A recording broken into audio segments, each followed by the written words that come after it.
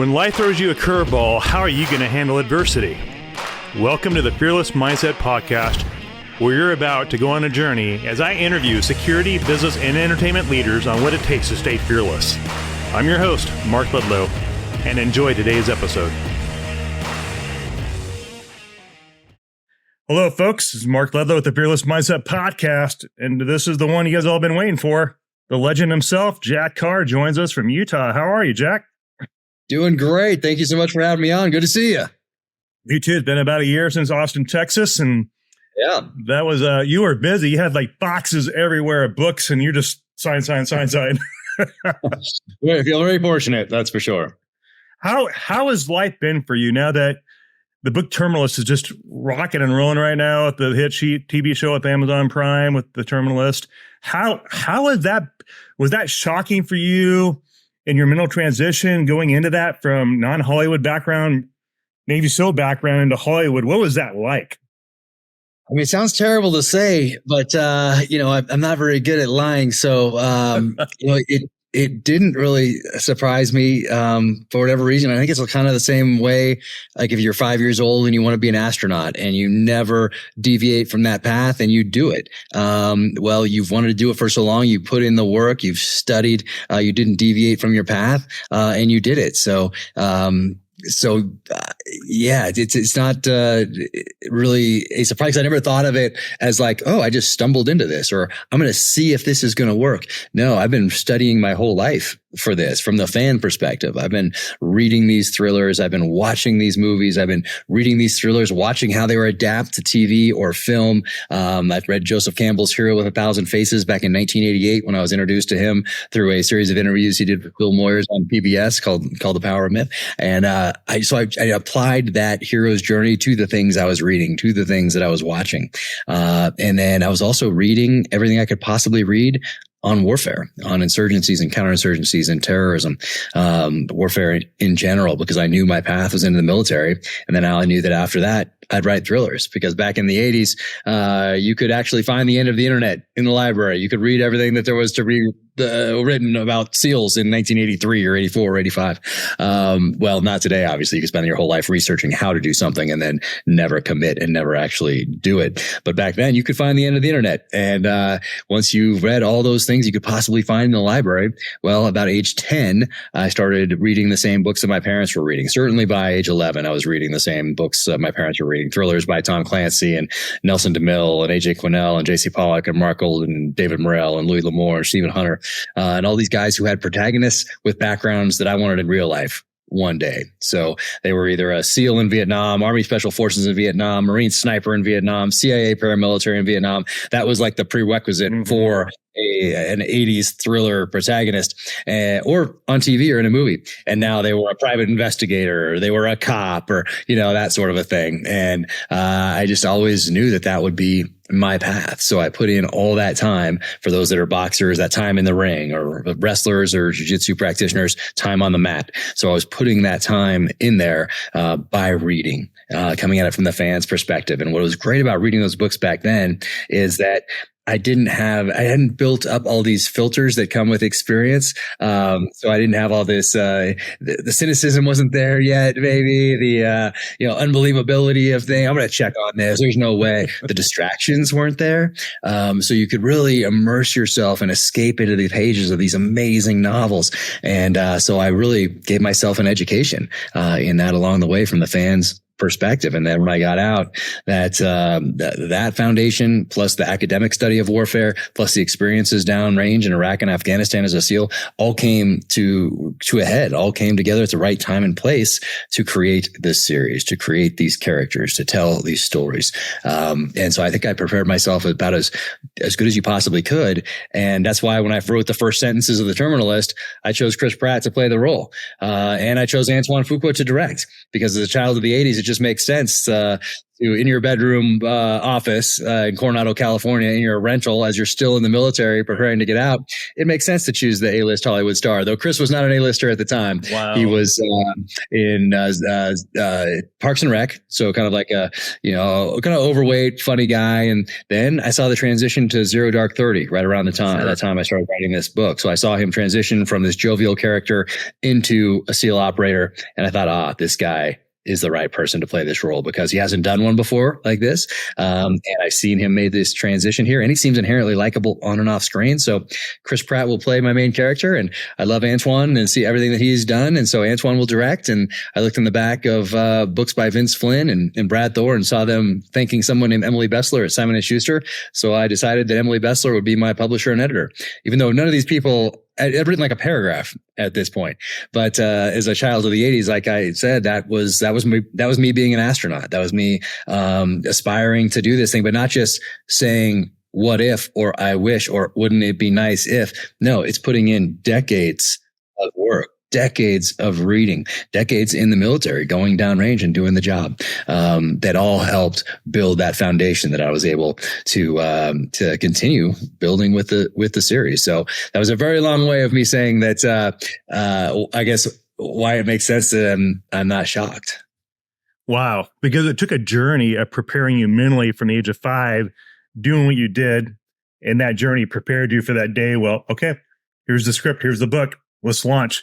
And then you already had it. I feel like if you say, "Oh yes, I'm shocked. It's such a surprise." It feels like that's what you're supposed to say, but I feel like it would be like, yeah. But I feel like that would be, would be disingenuous. I'm just not good at that. So, but I feel like that's supposed to be your answer. Like, oh, no one was as shocked as I was. Right. Well, I mean, it would be a shock if I hadn't done all that reading and hadn't joined the military, hadn't made it through BUDS, hadn't gone to Iraq and Afghanistan, and then decided to write a book like this with no background in reading, not really being a fan of the genre, not being a fan of the movies, not being a fan of TV shows, having studied warfare, not having actually gone and done it downrange and being an active participant and leader as an operator. Then it would be a surprise maybe if I just sat down one day to do this and these things had just happened. But with all that building and all that foundational work, I didn't have time to think of it being a surprise. Just do. So walk the audience into, you had the book, you have Chris Pratt tapped, you have the director tapped. Is the engine of entertainment at Amazon Prime, is it pretty complex, like a military organization deployment and bringing on the technical advisors that were on your show? Was that like a deployment in military, but in Hollywood instead? There are a lot of similarities to the military, no doubt. And I didn't really think about it in those terms throughout the process of writing the scripts, advising on those scripts, seeing that writer's room come together, casting, until we started filming. And once I walked onto that set, immediately it was evident that this was going to be, this was very similar to a military operation, meaning there was a craft food services, logistics, to feed the crew. Right. There's like 350 people on this set. You have Antoine Fuqua at the top. He's like the commanding officer. Chris Pratt here as the lead, the number one on the call sheet. And those two guys really set the tone for everything else that's happening. And in this case, I had so many people walk up to me and tell me they'd been on hundreds of Hollywood sets before, but they'd never felt like this on any other of those sets. And that's all due to Antoine and Chris coming in with this attitude that is all about encouragement and they're positive and they're funny, and it makes everyone bring their A game, no matter if you're like in hair and makeup or you're the stunt coordinator or you're in mobility package and you're moving the cars around, or you're a teamster moving the trucks around with all the stuff in them, getting them from location to location. It was very similar to a military operation. And then if you dive down even more, you have the craft food services feeding everyone, but you have your explosives guy, because you're going to blow stuff up just like in a SEAL platoon. You have your breacher, you have your mobility person, just like you do in the SEAL platoon. You have your mobility guys. You have your technical advisors, actual SEALs on there. You have all these different people that are bringing their A games to make this thing the best that it can possibly be. And there were a lot of similarities between it and a military operation. I actually got my SAG card back in 2009. Nice. What did you do? I did some stuff in the Marine Corps Blues. I think I was in Bones and I was in Clint Eastwood's movie American Sniper. I was in that. Nice. And I had actually Clint Eastwood direct me in one part, but it got edited out. So that was my glory. Hey. That was my walk of glory. You know what? That's the danger. Like if you're gonna my cameo in this first series, I had to make sure that it was something that couldn't get edited out. So it needed to be a pivotal point in the series, something that that you couldn't continue on unless it actually happened. So I was very cognizant of that fact because I've heard stories of cameos getting very easily left on the cutting room floor. That's for sure. But one thing I learned about Hollywood working with Clint Eastwood was he was that matter of fact former Army veteran himself. He was just boom, go, go, go, go, go. And I was wondering what your experience was. Did you have a struggle when you're on set? Like it should be done this way, or what was that like for you? Oh no, I was just a sponge. I'm just thrilled we're making it, thrilled that it's out there. Okay. For me, that's the win, just getting anything done. But getting the right team together that all wanted to make something that really explored the mind of a modern day warrior. So when someone sits down on that couch as a veteran of Iraq or Afghanistan and cracks open that beer and puts their feet up, they at least know we put in the work and we didn't make this for critics. We didn't make this for Hollywood. We just made it for that person who went downrange over these last 20 years, or at least did our best to. Sure. Anyway, sure. So that's always the driving goal, is to do right by that group, by those operators who went down and did the job and sacrificed so much. So that's at the forefront of all of our minds. Never once is it like, oh, for critics, we need to do this. Or if you want an award, we really need to do this. Like that's not even part of the calculus. So wow. That's awesome. Time I'm just learning. And I just feel fortunate that Chris and Antoine and the showrunner, David DiGilio, wanted me involved from the get-go. So I got to see this from inception, from Chris optioning it to it picking the showrunner to now that showrunner working on that pilot episode. And I got to advise on that and really learn a lot, and then seeing that writer's room come together, advise on all those scripts, and then see it go into casting, and then to production, and then to post-production, and then all the marketing around the launch and the actual launch, and then the follow-on weeks, and then the negotiations over second seasons and all that stuff. So to be part of that entire process, I'm just a sponge, really just learning. So this time I'm writing the finale episode of the spin-off series. So I just want to get better at all of it, and just feel fortunate that we have the team that we put together. Primarily Chris and Antoine and David DiGilio and my friend Jared Shaw, who actually gave the book to Chris Pratt, a former SEAL with me, and he's now a writer on this spinoff series and an executive producer on it. He played Boozer in the first episode. We got another friend, Kenny Sheard from the SEAL teams, who's writing on this. He played a SEAL in that first episode of season 1. Max Adams, former Army Ranger, amazing guy, incredible writer. He's the number 2 in the writer's room and an executive producer on this as well. So we have an amazing team brought together, and we learned a lot from the first time. And just like with anything in life, you want to apply those lessons going forward, hopefully as wisdom, so you grow and do things better going forward. So that's what it's all about. I just feel fortunate to be here. I was watching a video just to get caught up on what your life is like with the Terminalist being an Amazon Prime featured TV show, and I had no idea your big motivation was your son. No idea. Yeah. So we have a middle child with severe special needs and needs 24/7 full-time care forever. He's 15 now. But that's that really gave me my mission leaving the SEAL teams. And I think it's important to identify that your passion and your mission. And for me, that passion is writing and creating, and my mission is taking care of my son and making sure that he is taken care of for a full life of 24/7 full-time care. So that's expensive. So that's the mission, making sure that he's taken care of. Right. And the passion is the writing. So to combine those two, really help create that purpose. So passion, mission come together, give you purpose going forward. So I recognize that, I think, very early on when I decided to get out of the military. And so far it's given me that next mission and building on those foundations of the past. I was impressed with, I was watching I think it was, you're on a show where you took a bow and arrow and you shot an arrow through a GoPro like 50 yards away, shot it right through the screen. I was like, holy crap, what a shot. Yeah, it was pretty cool. It was CBS this morning came out and did an interview out here, and wanted to get some shots, like establishing shots, kind of get to know you type stuff. So I took them out and did some shooting on I have a little archery range here, and I shot a little bit, and I was just showing them what to do. And they said, hey, can you hit that GoPro? And I was like, yep. And thank goodness I did, because it wasn't like a second take. It was the one take, but I didn't take enough time to think about it. If I took any more time to think about it, I might have psyched myself out and been like, oh, if I miss this 5 times, we'll have to say that, like, oh, it took 5. But instead, he just did it, and I just and let it fly, and it just was a perfect shot. And, so it was awesome. Wow. Yeah. Was that 50 yards, 100 yards? And within I'm going to say that was like 300 yards. No, it was, I don't even know exactly what it was. Let's go with 50 though. I think that sounds 50 good. 50 yards. Okay. Realistic.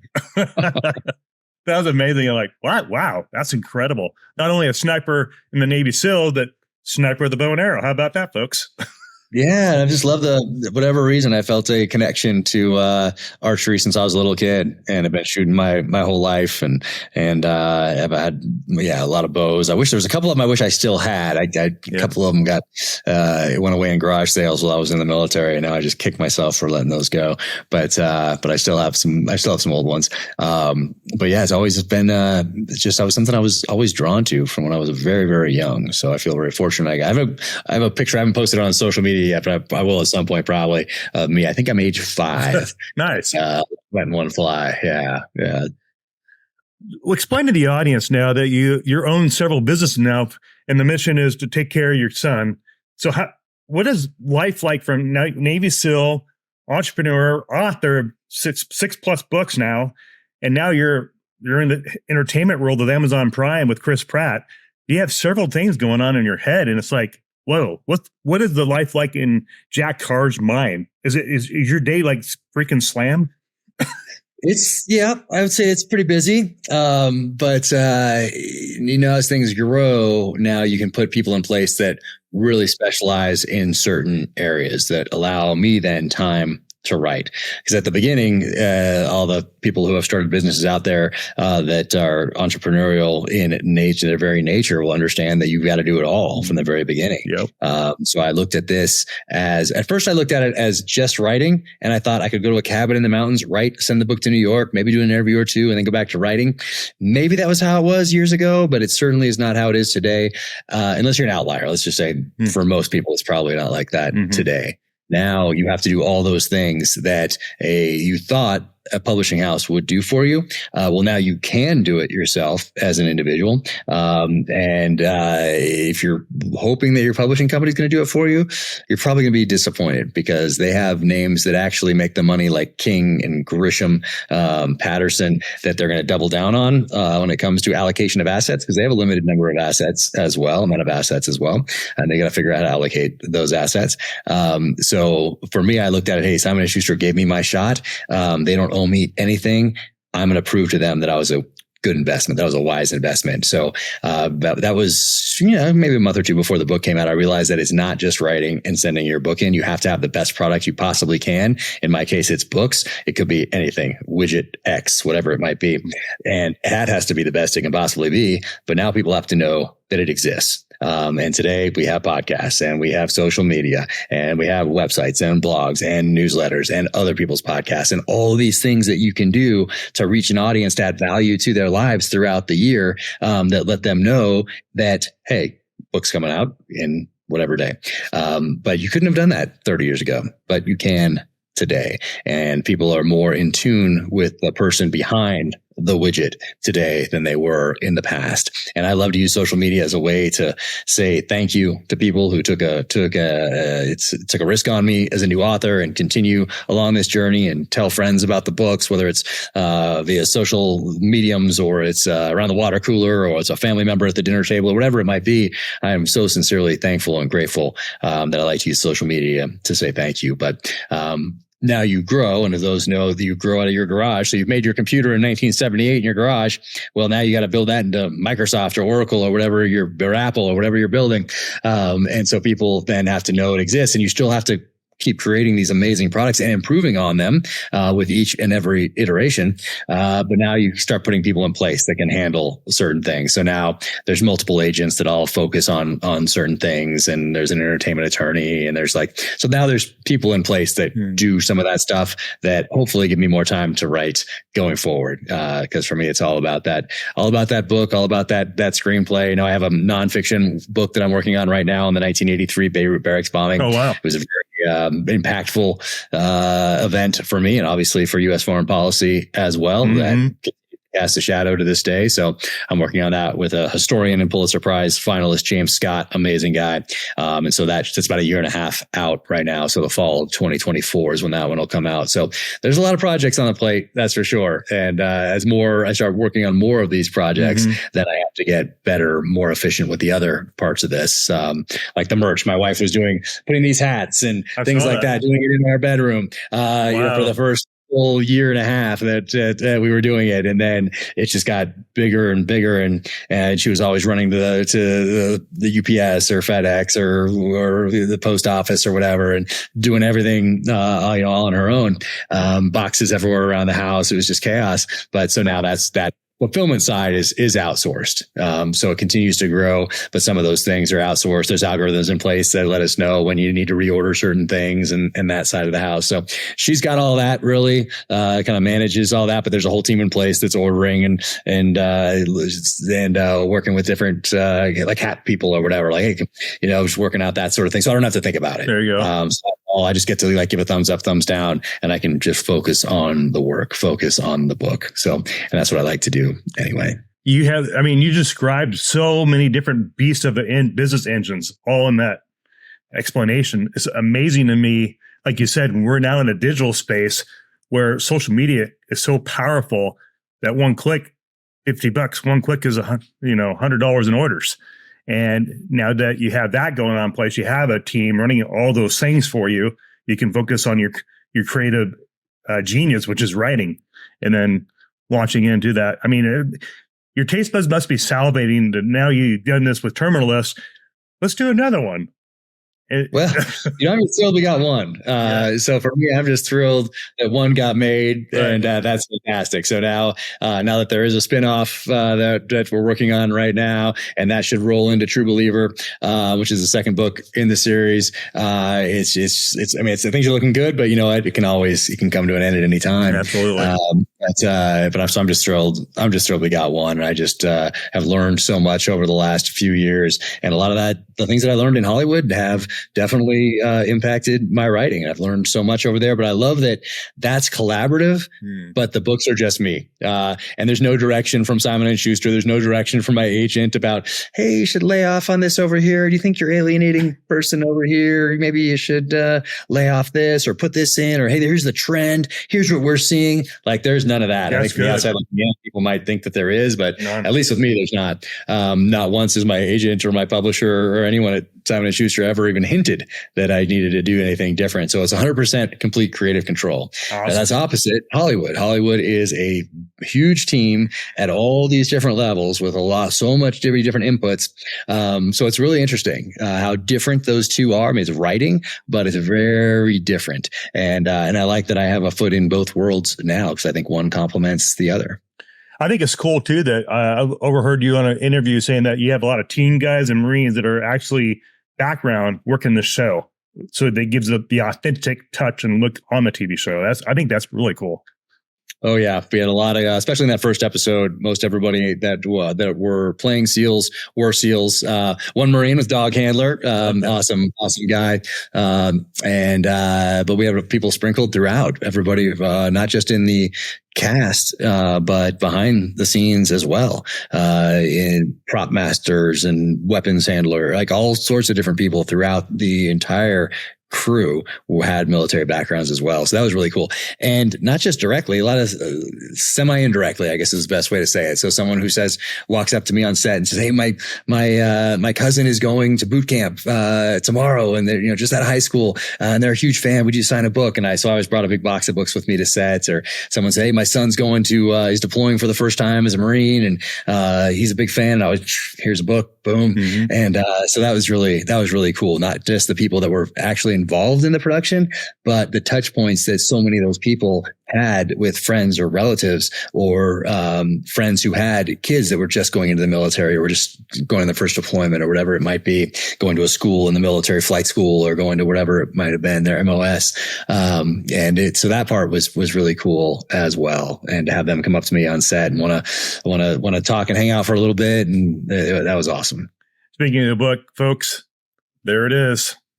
There's the terminal list right there. That's it. You order it right now. On the cover around here somewhere. I got multiple copies of that around here somewhere. But yeah, this is the latest right there. The latest, folks.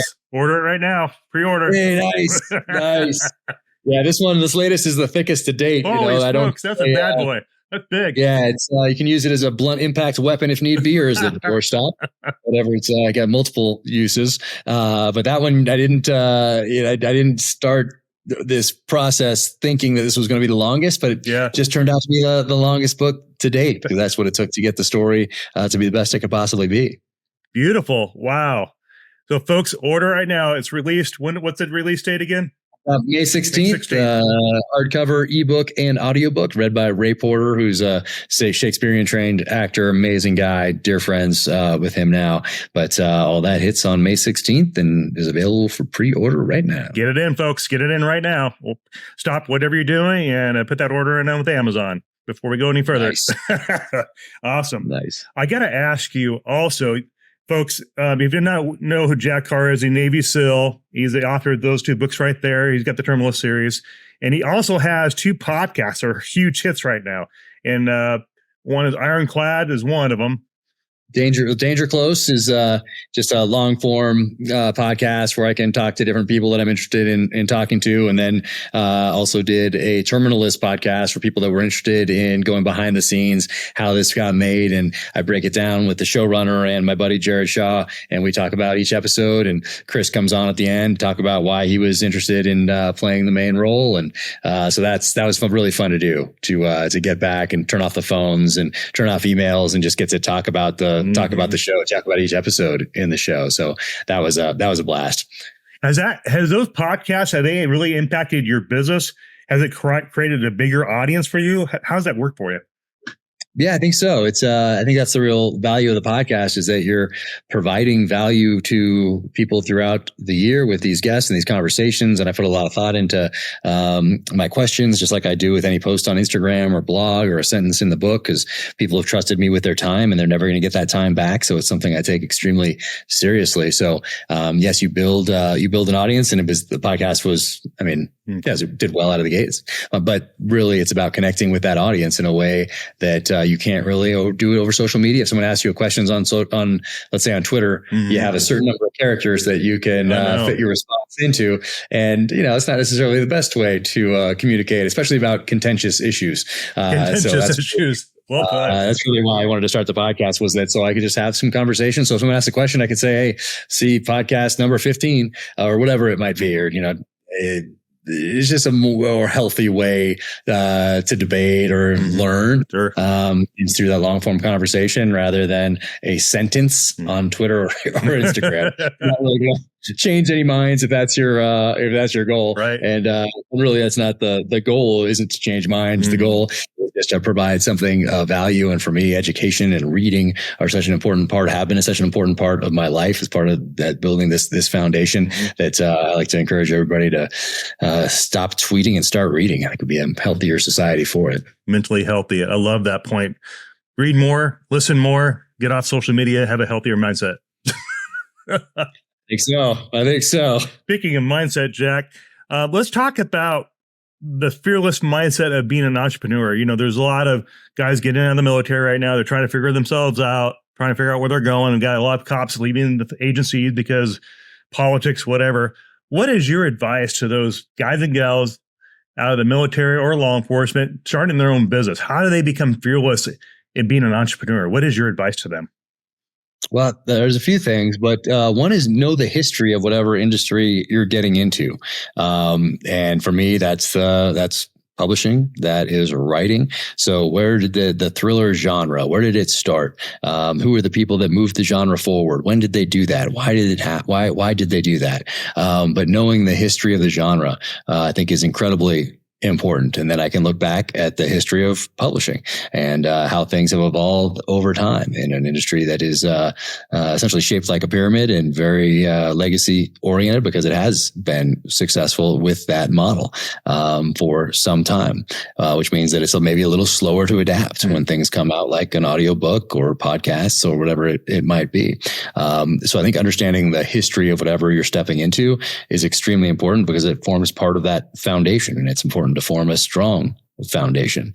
Then the other side of that is I think anyway, and obviously this is just my experience, making sure you love it, because you're going to spend a majority of your time working on it. And whether it's you're working on the actual product itself and in the pages of the book, or the things that support that, like the social media and maybe a business plan or a growth plan, whatever you have.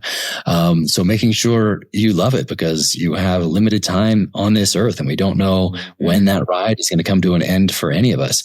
But we know it's limited. And that's one thing we all have in common. We're all on this journey, and it has an end to it. So you get to decide how you're going to spend that limited time on earth and how you're going to impact those around you. It's going to be in a positive way, especially when you trip and fall. You get to decide. Oops. And because that's going to happen. Don't be surprised when that happens. And you get to decide how you're going to get up. You eventually have to. There's no other choice. You have to at some point. But now, when you realize that, then you have to decide how you're going to get back up. And you're going to get back up whining and complaining and talking about how unfair life was because it tripped you. Or you're going to get back up in a way that inspires your circle, whether that's one person or 10 people or 35 million or anything in between. You get to decide that. So I think make sure you love it. Make sure you love it. The passion. You have to have the passion behind whatever you're doing. And another topic I'd like to hit, just get your advice on, is, veterans have probably the highest suicide rate of any industry. And what is your advice to those folks who are just feeling like there's no end in sight?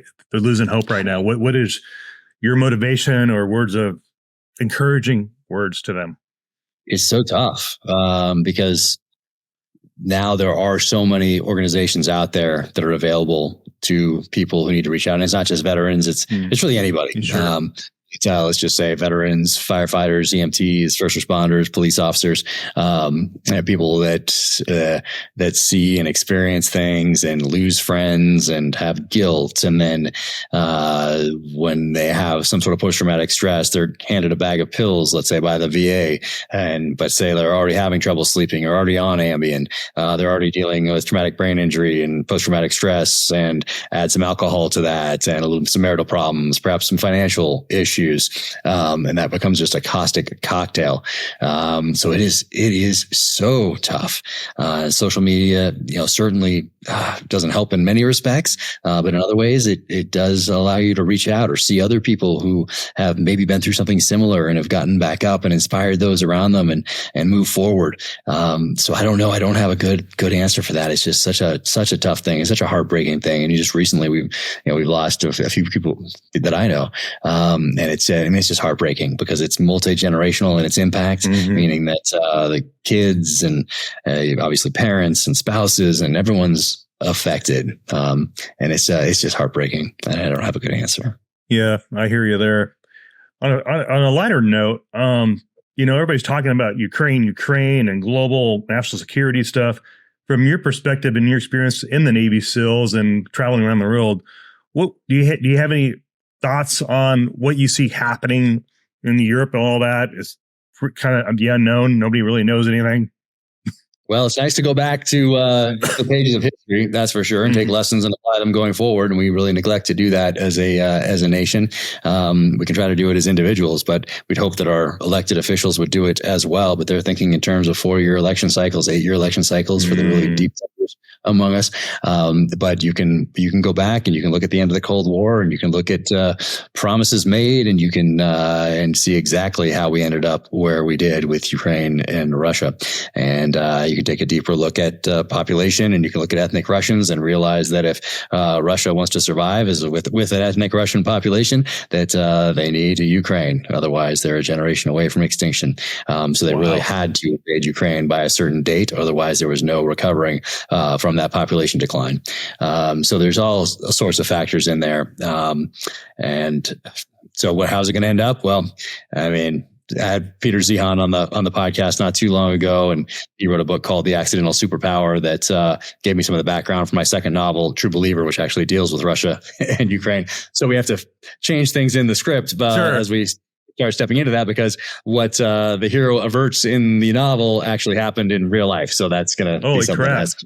But so I encourage people to read those books. But also, Russia doesn't, they're really just starting out when they throw 500,000 bodies at something.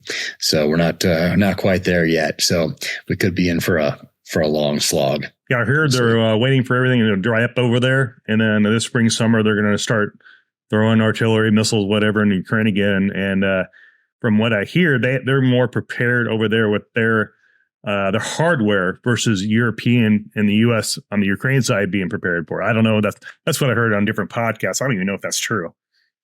Yeah, we'll see. We'll see. Interesting to watch, but more so than that, it should make us pause and go back and figure out how we got here so we can avert it in the future, make wiser decisions for the next generation in the future. So we have a hard time these days finding a war we don't like. Oh, a war we don't like. That's powerful. Yeah, if I talk about that in the pages of this novel as well. Wow, that's profound. Thanks, Jack, for your time. And I know you're busy over there. I'll let you run. Thanks for your time, Jack. Thank you so much. Yeah, I really appreciate it. Take care. Hopefully I'll see you again soon. Okay, Jack, thanks.